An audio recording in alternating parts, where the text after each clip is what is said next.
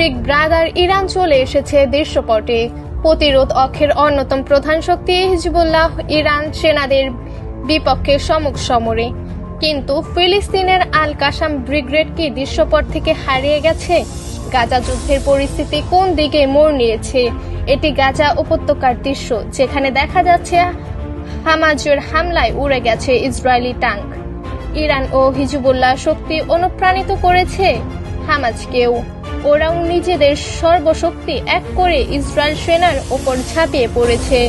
রাফা সিটিতে আইডিএফ কোণঠাসা আল কাসাম ব্রিগেড আক্রমণ করেই চলেছে। যুদ্ধের প্রায় 1 বছর হতে চলল, তবে হামাস সেনা এতটুকু ক্লান্ত নয়। ইসরায়েল সেনাদের চোখে চোখ রেখে যুদ্ধ করেই যাচ্ছে। গাজার বিভিন্ন অংশ ইসরায়েল সেনাদের উপর হামলা চালিয়ে আল কাসাম ব্রিগেড রাফা সিটিতে অভিযান একটি ভিডিও ফুটেজে প্রকাশ করেছে হামাজের সামরিক শাখা।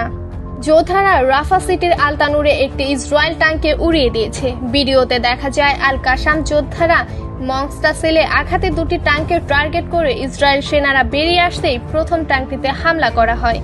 এদিকে গাজার শাসক গোষ্ঠী হামলাদের প্রধান রাবি মুস্তাহাদ তার সহকর্মী সহ ইসরায়েল হামলায় নিহত হয়েছেন।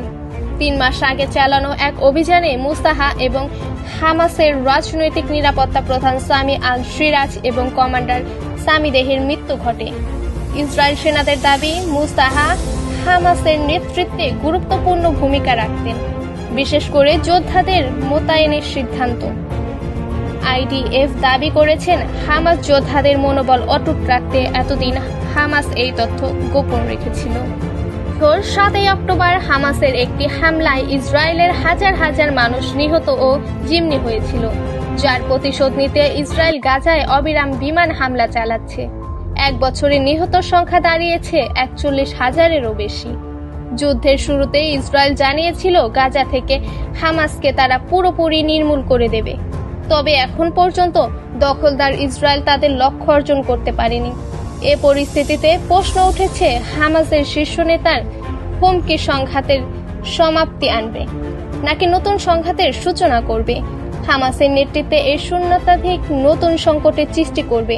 হামাসের মনোবলে যে কোনো আঘাত আসবে না তাদের আক্রমণের ধরনেই বোঝা যায়, কারণ তাদের সাথে রয়েছে ত্রাণকর্তা ইরান আর প্রতিরোধের অক্ষের সদস্য লেবানন, হিজবুল্লাহ, ইয়েমেন, হুথি এবং ইরাক সিরিয়া প্রতিরোধ গঠন। এদের সম্মিলিত আক্রমণে ইসরায়েল টিকে থাকতে পারবে কি?